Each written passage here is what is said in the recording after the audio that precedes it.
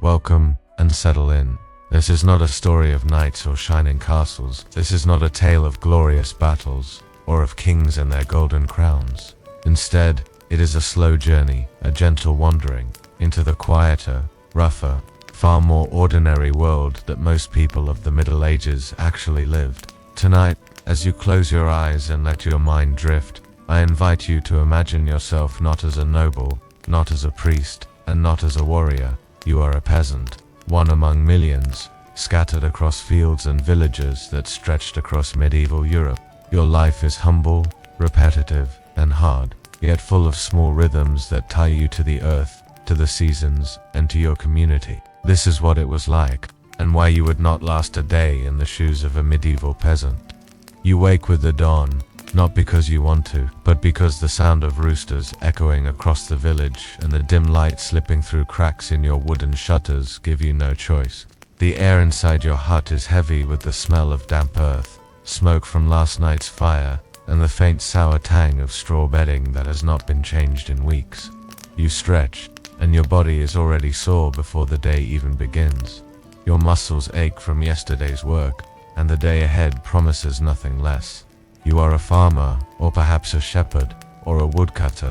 In truth, you are all three when the seasons demand it. Your hands are cracked, lined with dirt that no washing can quite remove. The soil is in your skin, in your breath, in the rhythm of your heart.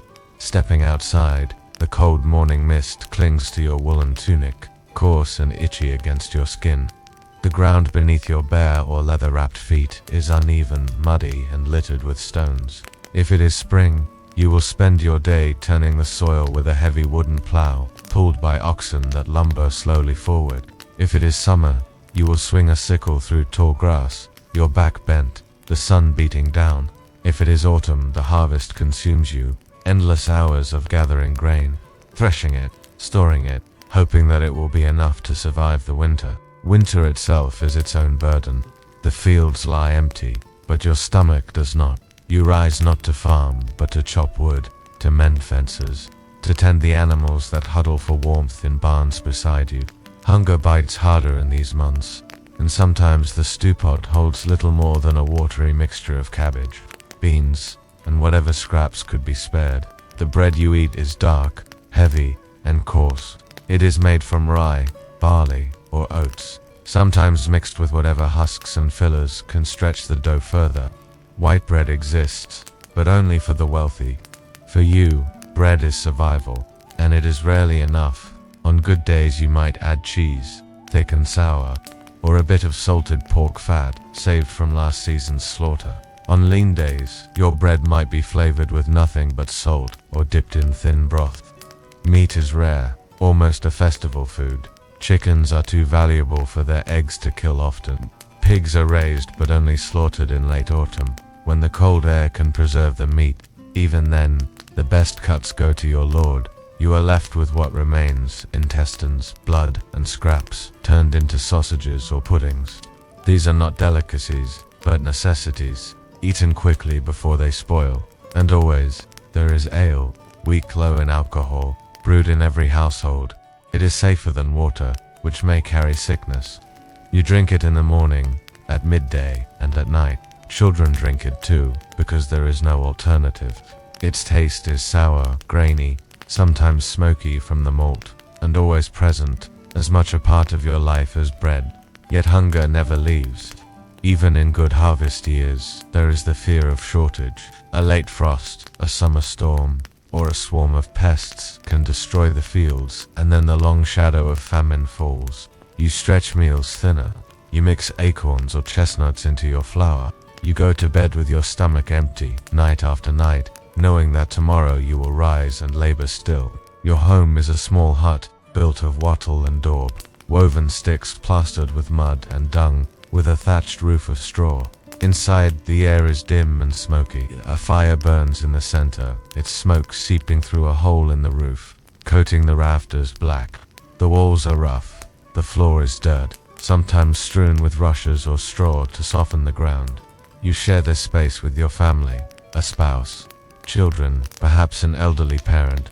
Privacy is non-existent. You all sleep together, sometimes even with animals brought indoors at night for warmth. The goat bleats, the chickens cluck, the children cough in the smoky air. It is crowded, noisy, and never truly clean. Fleas and lice are constant companions. The smell is a mixture of many things: damp straw, unwashed bodies, the acrid bite of smoke, the sourness of spilled milk, the musk of animals. Yet this is home, familiar, secure, the only shelter you know. The land you till is not yours. It belongs to the lord of the manor, who owns the village and everything in it. You are bound to him by custom and duty. For part of the week, you labor on your own small strip of land, trying to raise enough food for your family. For the rest, you work on the Lord's fields, cutting, sowing, repairing, building, hauling. Taxes and dues are endless. A portion of your grain must go to the Lord, another portion to the church. As tithe, you may owe eggs, chickens, or labor for special projects. There are tolls to cross bridges, fees to use the mill, rents to pay for the tiny plot where your hut stands.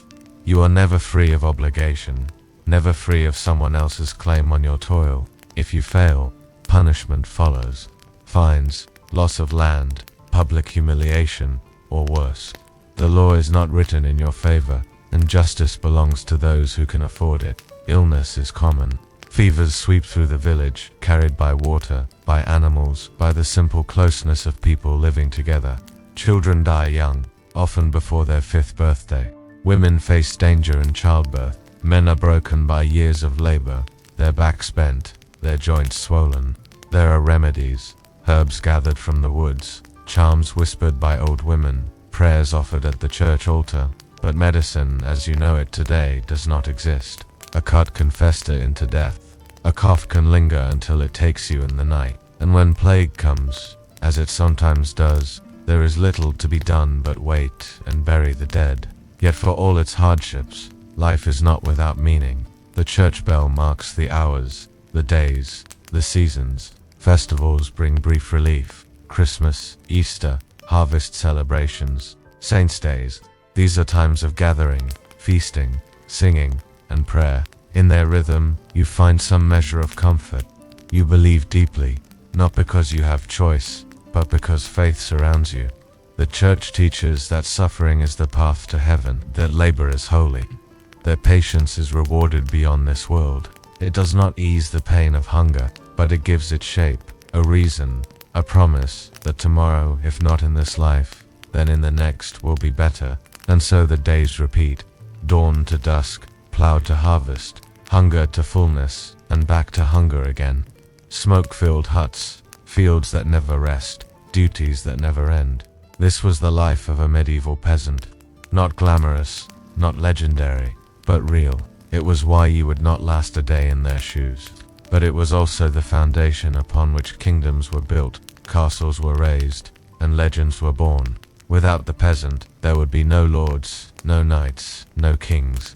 And so, in the quiet rhythm of their toil, the true heartbeat of the Middle Ages can be heard. Imagine yourself in a world where power is not held only by swords or armies, but also by quiet words, by alliances, by marriages, and by the subtle strength of patience. The Middle Ages are remembered for kings and knights, for crusades and castles. But behind those stories, there are figures who shaped the course of history in ways that are less obvious, but no less profound. One such figure was Eleanor of Aquitaine. Her life stretched across nearly the entirety of the 12th century, a century that was turbulent, shifting, and marked by war as well as cultural growth.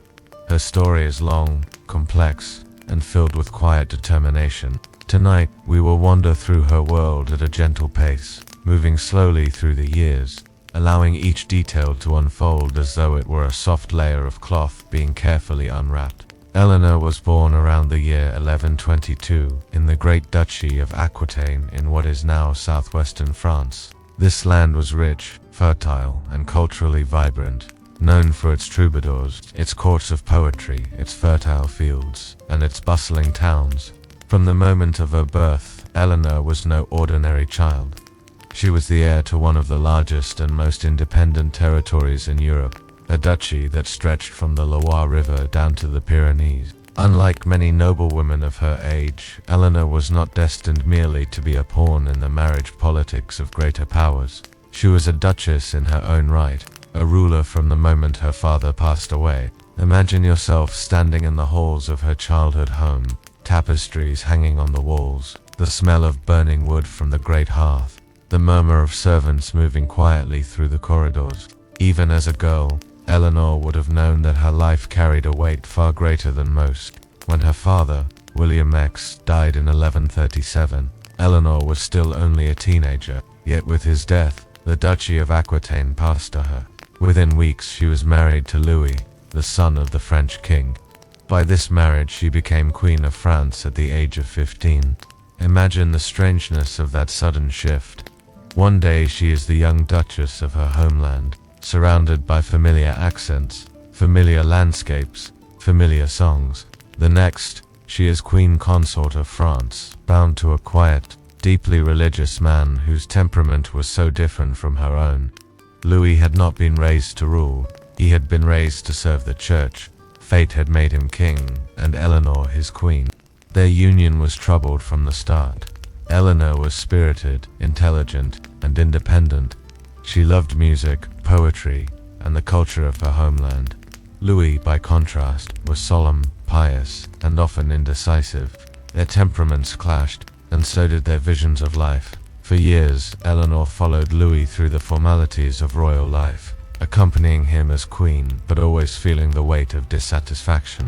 In 1147, the couple set out together on the Second Crusade, a journey that was grueling and dangerous. Imagine yourself with them, riding across the hot plains of Anatolia, the dust clinging to your face, the sun beating down upon your helmet.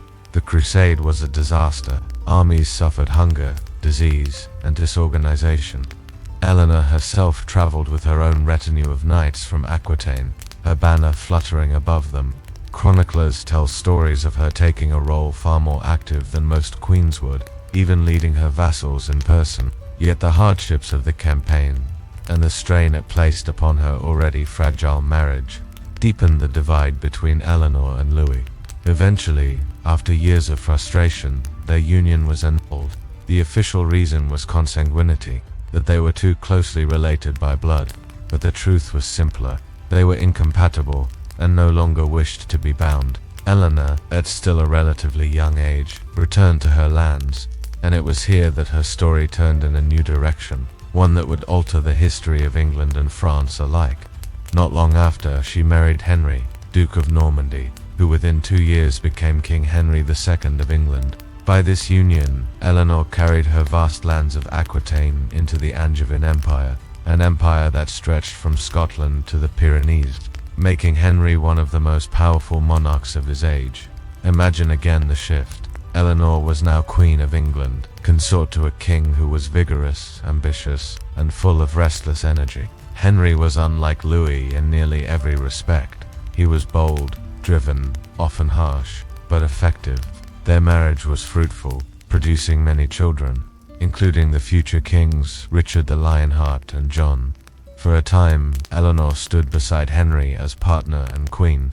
She traveled widely, governed her lands, and cultivated a court in Aquitaine that became famous for its refinement and its poets. The culture of chivalry and courtly love, often romanticized in later centuries, found one of its earliest flowerings in her circle. Troubadours sang of love and loyalty, of longing and courtesy, while nobles and ladies debated ideals of honor and virtue. Imagine yourself seated in a hall of stone, warmed by torchlight, listening as a poet sings in the soft dialect of Occitan, his lute filling the air with slow, soothing tones. But beneath this cultural flowering, Eleanor's marriage to Henry was far from peaceful. Henry was often unfaithful, and his temper was fierce. Eleanor, proud and strong-willed, did not shrink from conflict. Their sons grew up in an atmosphere of tension, rivalry, and rebellion. Eleanor herself sided with her sons when they rose in revolt against their father, frustrated by his refusal to share power. For this, Henry imprisoned her.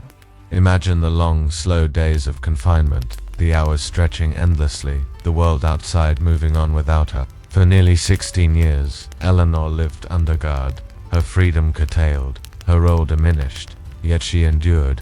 Time moved slowly, and with each passing year her resilience deepened. Then, in 1189, Henry died, and their son Richard ascended the throne. Eleanor, now nearly 70 years old, stepped once more into the light of power. She served as regent in Richard's absence, for he spent much of his reign away, on crusade or in captivity. She ruled with patience and steadiness, guiding the kingdom in a time of uncertainty. When Richard died, her youngest surviving son John became king. Eleanor continued to act as advisor, as diplomat, as matriarch. Even in her 80s, she traveled across the Pyrenees to secure alliances, to arrange marriages, to protect her family's legacy. Imagine the sight of her, an elderly woman riding slowly through the mountain passes, wrapped in furs, her eyes still sharp, her presence still commanding. Eleanor of Aquitaine lived a life that spanned nearly the entire 12th century. She had been Duchess of Aquitaine, Queen of France, Queen of England, prisoner of her husband, regent of her son, and grandmother to kings and queens of Europe. Her life was one of extraordinary breadth, marked by endurance, by culture, and by a strength that was not expressed in sword strokes, but in quiet, patient resilience.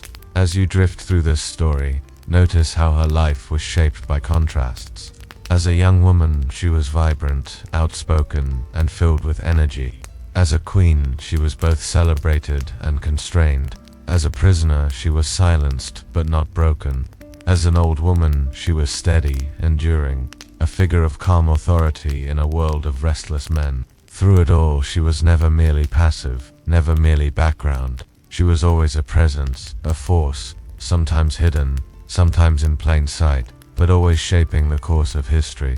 And so we return, slowly, to the image of her last days. Eleanor retired to the abbey at Fontevraud, a quiet place in the Loire Valley. There, among the stone cloisters and the chanting of monks, she spent her final years. She died in 1204, aged more than 80, a remarkable span for her time. She was laid to rest beside her husband Henry and her son Richard. Even in death, her presence lingers. Her tomb effigy at Fontevraud shows her not lying still in sorrow, but reading a book, as though knowledge, patience, and quiet reflection defined her essence even beyond life. As you let this story settle, imagine the centuries that have passed since then. The stones of Fontevraud still stand, the effigies still rest in their carved stillness. Eleanor's story drifts through them, softened by time, quieted by the passing of ages, but never lost. Hers was a life both extraordinary and deeply human, filled with hardship, resilience, and the quiet rhythm of endurance. Now let your mind wander, gently resting in the calm, steady flow of her journey, the long arc of her life, and the reminder that history is not only written by battles and crowns, but also by patience, by quiet strength, and by the passage of time.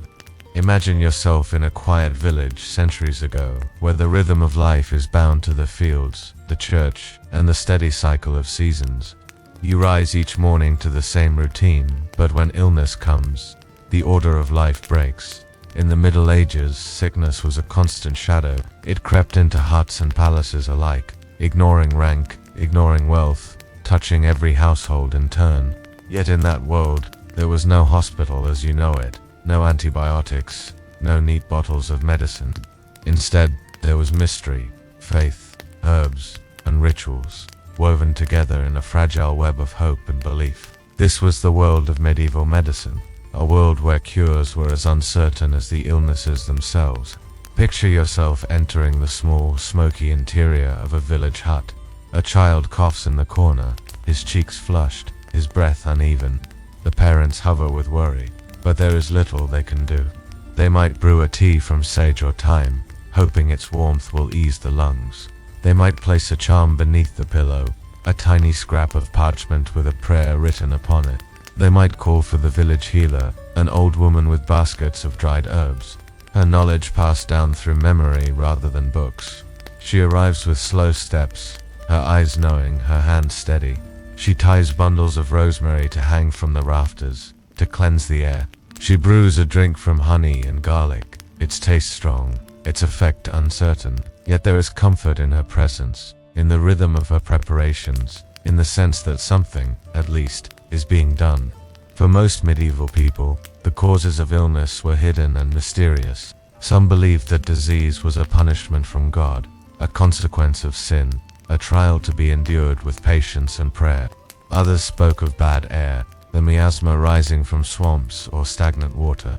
Learned physicians in great cities studied the writings of ancient authorities such as Galen and Hippocrates, whose texts had been carried across centuries and translated from Greek to Arabic to Latin. These physicians believed in the balance of humors, blood, phlegm, yellow bile, and black bile, and saw sickness as the result of imbalance.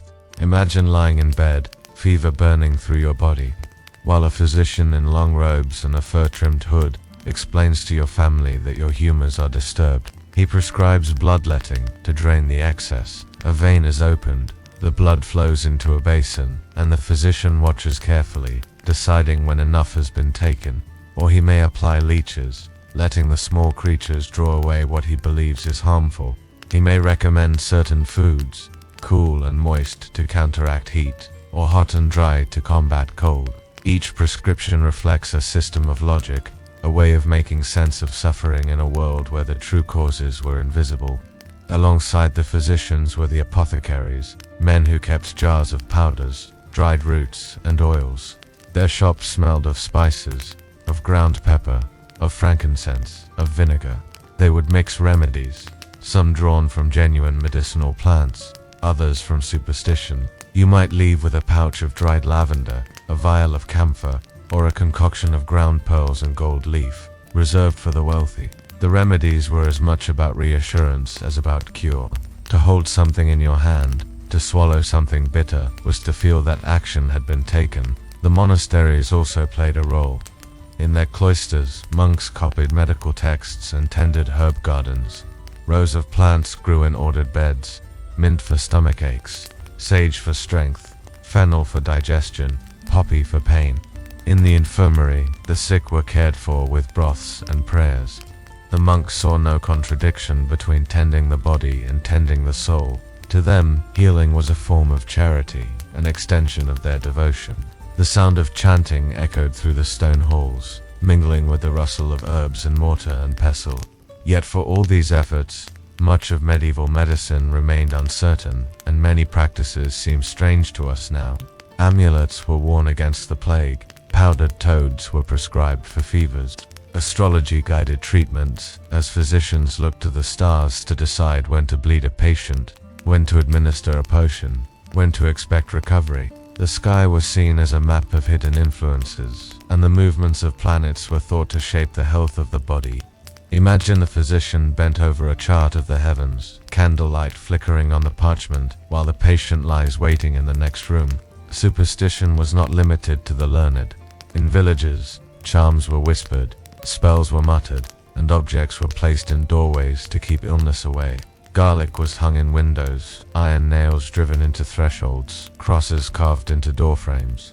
The line between magic and medicine was thin, blurred, almost invisible. For those who suffered, the boundary did not matter. What mattered was survival, or at least comfort in the face of fear. When great plagues came, as they did in the 14th century, all remedies failed.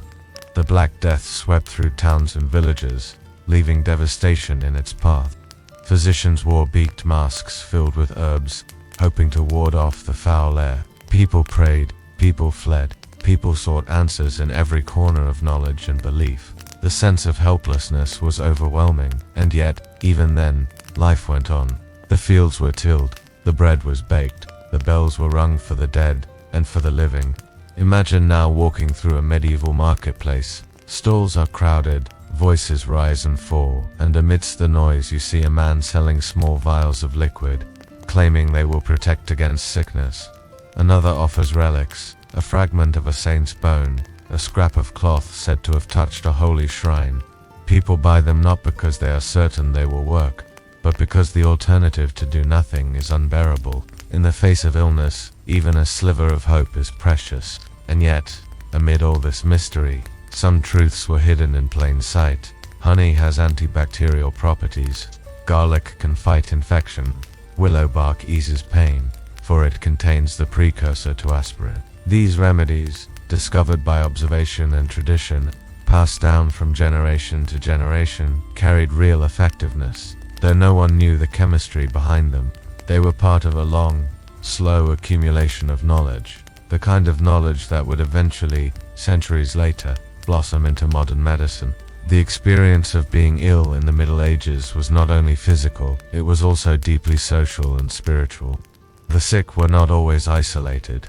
Family members gathered around, neighbors visited, priests came to offer last rites. Illness was shared, not hidden, and death was accepted as a familiar presence. Imagine lying in your bed, weak with fever, while the sound of bells drifts from the church tower, marking the hours. The voices of loved ones murmur nearby, a candle burns at your bedside, and prayers are whispered over you. In that setting, even suffering was woven into the fabric of community, of faith, of continuity. And so the mystery of medieval medicine was not only about what people did to heal the body, but also how they endured the uncertainty of life itself. They sought balance, whether through humors, through herbs, through prayers, or through charms. They sought meaning, whether in the stars above or in the scriptures. They sought comfort, whether in the words of a healer, in the taste of a bitter potion, or in the quiet hope of divine mercy. Centuries later, when we look back, it is easy to smile at the strangeness of their remedies, but to do so is to forget the context. They lived in a world without microscopes, without chemistry, without germ theory. They worked with what they had, with the plants in the forest, the writings of the ancients, the rituals of the church, and the observations of daily life. And while so much of it seems foreign to us now, it was, in its own way, a form of wisdom, a form of adaptation to the unknown. So let your thoughts linger on the slow, careful preparations of herbs, the murmured prayers, the turning of astrological charts, the measured words of physicians, and the quiet endurance of patients who had little choice but to wait. Let the rhythm of their lives, their hopes, and their mysteries ease you gently into rest. For in the end, the story of medieval medicine is not only about sickness, but about the human desire for healing, for meaning, and for peace in a world where certainty was always just out of reach. Imagine yourself stepping away from the smoke-filled huts of peasants and into the world of stone walls, banners, and torchlight. The contrast is almost overwhelming. Outside, mud clings to shoes, cattle wander across fields, and hunger waits at the edge of every season. But within the fortress walls of a medieval lord, the air is different. The halls are lined with tapestries that mute the cold stone. Torches flicker against polished shields, and the scent of roasting meat drifts through wide corridors. You are no longer in the hut of a peasant, but in the great hall of nobility, a place of feasting, of display, of ritual power. The great hall is the center of this world. It is vast, its roof held aloft by wooden beams, its walls hung with cloth to keep away the chill. Long tables stretch from one end to the other, benches lined on either side, and at the head sits the Lord himself, his chair raised higher, his plate richer, his cup finer. Imagine yourself seated among the guests, the sound of laughter and conversation surrounding you, the glow of firelight warming your face. A minstrel plucks the strings of a lute in the corner, his song weaving softly through the air. Dogs roam beneath the tables, snapping up scraps, their presence accepted as part of the feast. The food arrives in procession, platters of roasted boar, its skin crisp and golden, carried by servants whose arms strain beneath the weight. Trays of pies filled with venison, flavored with spices that traveled from lands far beyond the horizon. Cinnamon, cloves, pepper, bowls of pottage rich with grains, herbs, and meat. The colors are vivid, the aromas heavy, the abundance striking in a world where famine lurks just outside the castle walls. For the guests, this is more than food. It is a statement of wealth and generosity, a reminder that their Lord is strong enough to feed not only his household, but all who serve him. Wine flows freely, poured into goblets of pewter and silver. Mead, sweet and golden, fills wooden cups. Drinking is not only for thirst, but for ceremony, for binding together those at the table. Toasts are raised, oaths spoken, and alliances reaffirmed with every shared sip. Imagine the taste lingering on your tongue, the warmth spreading slowly through your chest, the sense of belonging in the company of those around you. And yet, even as the feast delights, it also reminds you of hierarchy. Where you sit at the table matters. The closer to the Lord, the greater your honor. The farther you are pushed toward the doors, the more you are reminded of your lower station. The dishes you are served reflect this order. At the high table, the choicest cuts, the rarest spices, the freshest bread. Farther down, thicker stews, tougher meat, fewer delicacies. It is a visual lesson in power, repeated every time the servants pass with their trays. The entertainment continues between courses. A storyteller recounts tales of ancient heroes, their battles, their loves, their betrayals. Jugglers toss bright balls and arcs of color above the tables. Sometimes a bear is brought into the hall, chained and prodded for the amusement of the crowd. Sometimes falcons are displayed, their hoods lifted, their sharp eyes flashing in the firelight. Every performance is designed not only to entertain but to impress, to remind all who watch that life in the castle is filled with wonders that the peasant outside cannot imagine. Clothing too speaks loudly in this world. The Lord's robe is lined with fur, trimmed with gold thread, its fabric dyed in colors that peasants could never afford. Deep reds, brilliant blues, shining greens all proclaim wealth. 4 dyes are costly, and the deeper the hue, the greater the expense. The lady of the castle glides through the hall in a gown that trails across the rushes, her wimple perfectly arranged, her jewels catching the light of the torches. Servants wear simpler garb, yet even their clothing is finer than the patched tunics of the fields. Every garment, every stitch, every jewel reinforces the gulf between inside and outside, between power and submission. Yet even here, in the heart of abundance, discomfort lingers. The great hall is noisy, the rushes on the floor hide dirt, the air is thick with smoke. The warmth of the fire does not reach every corner, and the drafts of winter creep through cracks in the stone. Behind the laughter lies caution, for alliances can shift, and enemies may sit just across the table. The feast is a display of unity, but also a reminder that unity must constantly be performed, constantly reinforced. When the feasting ends, the hall quiets, but life in the castle continues. The Lord retreats to private chambers, warmer, more intimate, where only trusted family and attendants may follow. There the tapestries are thicker, the beds layered with furs, the air scented with herbs hung to sweeten the room. Imagine lying down upon a bed raised high above the floor, a bed with curtains that can be drawn to hold in warmth and privacy. Outside, the wind howls, but within, you are cocooned in relative comfort. Candles flicker, shadows dance on carved wooden chests, and the silence is broken only by the crackle of the hearth. Beyond comfort, the castle is also a place of duty. The Lord must oversee his lands, hear disputes, dispense justice. The hall that hosted laughter one evening may echo with solemnity the next, as peasants kneel to present grievances, as punishments are pronounced, as law is enacted with a blend of ritual and authority. To live in the castle is not only to enjoy abundance, but also to bear the weight of order. Religion, too, pervades the lives of the elite. A private chapel stands within the walls, its stone arches echoing with whispered prayers. Monks and priests are welcomed guests, offering blessings, copying texts, guiding the souls of the noble household. The sound of chant is familiar, rising at dawn, at noon, at dusk. Even for the powerful, salvation is never certain, and devotion remains an essential thread in the tapestry of life. Festivals mark the turning of the year. At Christmas, the halls are filled with greenery, branches of holly and ivy hung along the walls, candles multiplying the glow of the fire. At Easter, tables bend under the weight of special breads, eggs, and roasted lamb. At harvest, the bounty of the fields is celebrated not only in the village but within the castle, though in grander form. These cycles of celebration weave the nobility into the same rhythm of seasons as the peasants, though their experience of it is softened by luxury. Imagine standing at a window of the castle tower, looking down at the world below.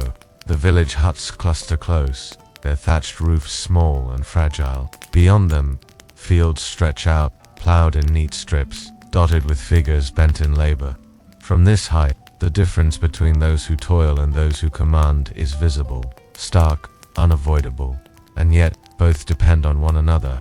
The wealth of the Lord comes from the sweat of the peasants, and the peasants rely on the Lord's protection in times of war.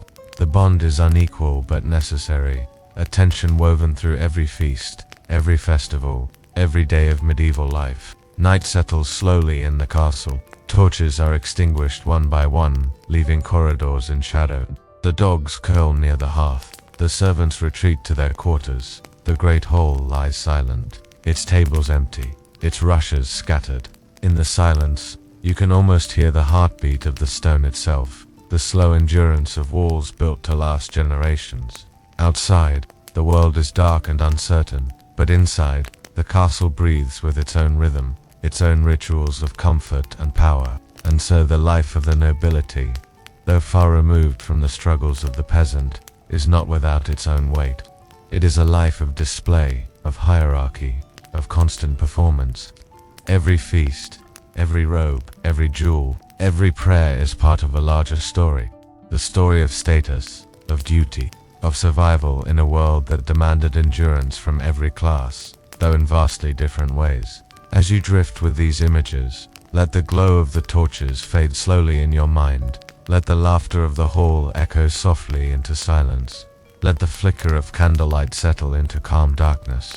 The world of nobility, with its grandeur and its burdens, is distant now, a story fading into the background of history. What remains is the rhythm, the timeless cadence of life, repeating across centuries, carrying you gently toward rest.